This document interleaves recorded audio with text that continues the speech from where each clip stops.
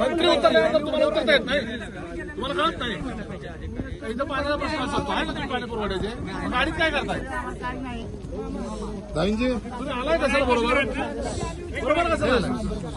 एक मिनिट असू द्या. अवघात कधी आले काय म्हणण्यापेक्षा तिथलं आता वडवळ ह्या गावातलं एक काळेवाडीचे सगळे पंचनामे करा, कुठलाही पंचनामा ठेवू नका.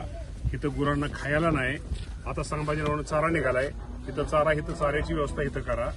चाऱ्याची व्यवस्था करून इथं संध्याकाळी इथं त्यांना जे आपण शासनाचा आपण आता पंचनामे केल्यानंतर 10 किलो गहू तांदूळ आणि 10 किलो आपण जे गहू वगैरे देतो ते ताबडतोब उद्या 2 दिवसात ह्यांना कशी मिळतील ते बघा. साहेब आता काम करा, जोरात काम करा. इथं कुणीच आलं नाही अजून. ठीक आहे, एक मिनिट. यांची पण चूक नाही अधिकाऱ्यांची. काय झाले बाबांनो,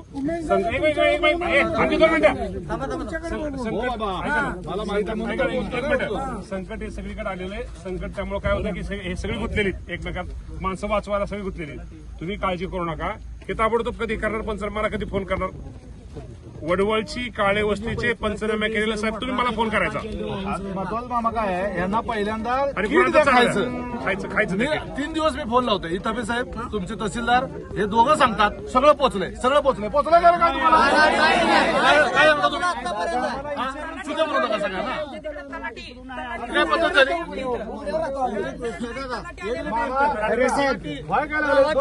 मी तुमच्यातलाच आहे. कृषी मंत्री ऐका ना 2 मिनिटं. तुम्ही आता ऐका ना, आपण त्यांना सांगितलंय ताबडतोब ह्यांना मदत करा, ताबडतोब सहकार्य करा. आता ते करतील साहेब तेवढं तुम्ही पंचनामे. आणि लोकांना आता जे आपण जे किट तर द्या, परंतु आपण आता जी आपल्याला गुरांना खाऊ आपण काय म्हणतो आपण त्याला चारा, तो येतो संभाजीनगरवरून येतोय ते इथं शिफ्ट करा. ते लोकांना हो करतील ना सगळे, करतील ते करतील. आणि सगळे पंचनामे मात्र कुठला गुंटा कोणाचा राहिला पाहिजे. जर गुंटा कोणाचा राहिला तर आपलं महसूल आणि कृषी अधिकारी त्याला जबाबदार राहतील. ही गरिबांची वेळ आहे, यांचं दुर्दैव आहे, हे संकट आहे. हे संकट आहे. ह्या संकटाच्या काळी आपण जेवढी यांना मदत करू. आता हे दुर्दैव आहे शेतकरी दृष्टीने ही असं पूर येणं, पण शेवटी आता तुम्हाला संधी आहे पुण्य करायची. ह्या लोकात घुसून सगळ्यांचं ही करा, तुम्ही पुण्य करा, पुण्य वाटून घ्या, आपल्या कुटुंबाला त्याचा फायदा होईल. दादा दादा नमस्कार. मी राम हिंगणे, संभाजी केंद्रे नावाचा सरपंच माझ्या गावात. माझ्या घरावर 20 फूट पाण्या या वडवळवाल्यासांना विचारा, मला एक बिस्किटचा पुडा सुद्धा त्यांनी दिला. ही परिस्थिती आहे, ही परिस्थिती आहे. माझ्या घरावर 20 फूट पाण्या वडवळची शेजारी माझी पुडा रोज प्रांताला बोलतो आणि सगळं पोहोचलंय. काय घंट्यात पोहोचलंय? माझ्याकडे बघा दादा, की संभाजी पुढे तुमचं तलाठी सर्कल सांगा आहे का गावात? तलाठी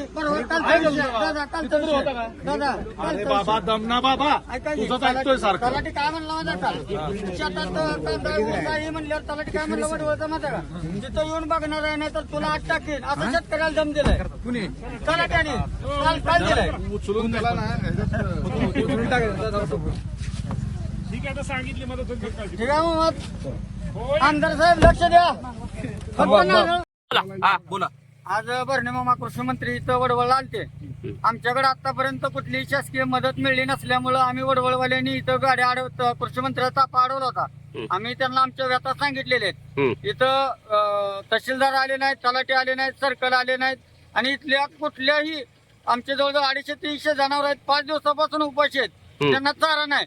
जे पूरग्रस्त आम्ही आहोत, आम्हाला जेवणात एक किट पार्ले बिस्किटचा पुडा सुद्धा शासनाचा मिळाला नाही. आम्हाला सगळ्यांना गाववाल्यांनी घरी 5-10 चपात्या भाकरी करून आणून इथं शेतात खाऊ घातलेत. आमच्या सरकारकडे एवढीच मागणी आहे, आम्हाला तातडीनं पंचनामे करून नुकसान भरपाई मिळायला पाहिजे. नाव काय?